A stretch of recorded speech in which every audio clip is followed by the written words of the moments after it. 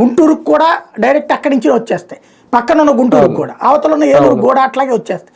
ఇట్లా వస్తూ ఉండేటప్పటికి క్రమంగా బెజవాడ ఇంపార్టెన్స్ తగ్గిపోయింది.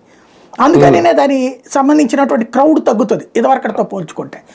అట్లాగే ఇప్పుడు దావోస్ కూడా ఇదివరకు ఏంటంటే పారిశ్రామికవేత్తలందరూ అక్కడికి రావాలి, ప్రభుత్వాలను అక్కడికి వెళ్ళాలి, అక్కడే ఎగ్జిబిషన్ పెట్టి అందరికీ చెప్పుకోవాలి.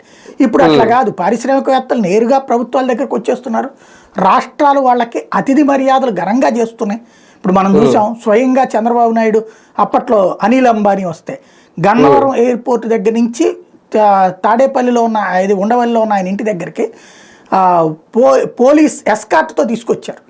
అంటే లైన్ క్లియరెన్స్ ఇచ్చుకుంటూ రోడ్లన్నీ ట్రాఫిక్ క్లియర్ చేస్తూ, అంటే ఓ రకంగా అదేమంటామంటే రాష్ట్ర ప్రభుత్వ అతిథి అంటాం, అలాంటి వాళ్ళకే వస్తుంది. ఆ తరహాలో తీసుకొచ్చి చూసాం.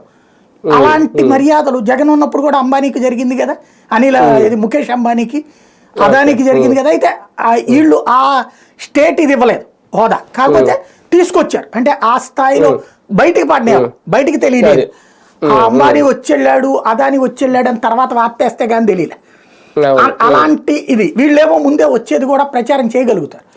అట్లాంటి స్టేజీల్లో పారిశ్రామికవేత్తలే మన దగ్గరకు వచ్చేస్తున్నారు, ప్రభుత్వాలే నేరుగా ఇక్కడ రిసీవ్ చేసుకుంటున్నాయి.